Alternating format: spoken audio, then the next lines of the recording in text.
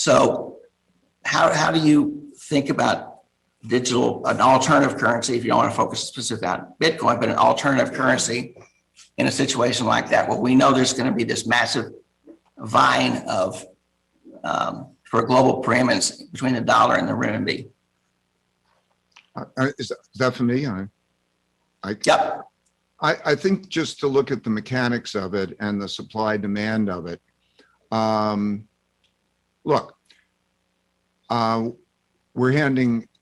there's this arc of a currency, and at the point we're producing a lot more debt because we have to give people checks. You've got to give people money, and the federal government, the central government, is not allowed to produce money, but it can direct it. And so for political reasons, for social reasons, all these reasons, they're giving out a lot more money. So that a lot more money, the central government, means a lot more debt. So you have to sell that debt. And you have to sell that to a world out there. A lot of the debt is held by foreigners. And because the dollar was the world's reserve currency, by the way, dollar currency equals debt.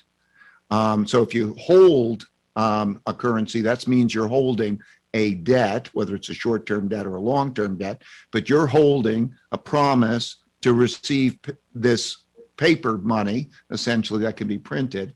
And so what we have is a supply-demand imbalance.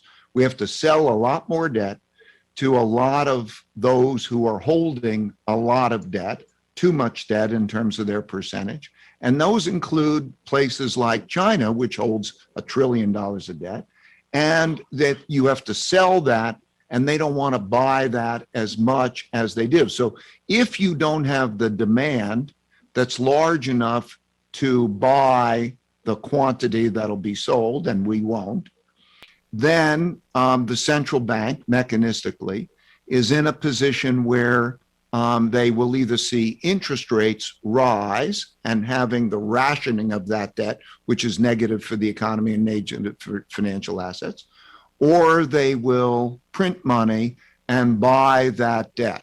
I think they're going to print money and buy the debt. So now you have, if you think of the world, step back and think about international big sovereign wealth funds, central banks, and the like. You also have the emergence of an alternative place in the form of China in terms of investment. Don't think in terms of just the currency, but the investment.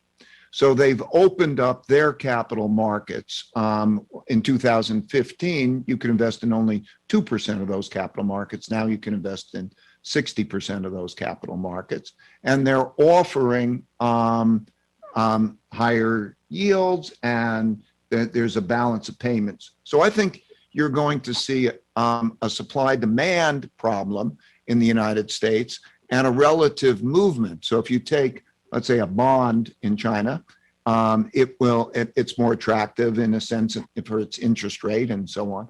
So, and then China is really on the lead in a digital currency, its own currency.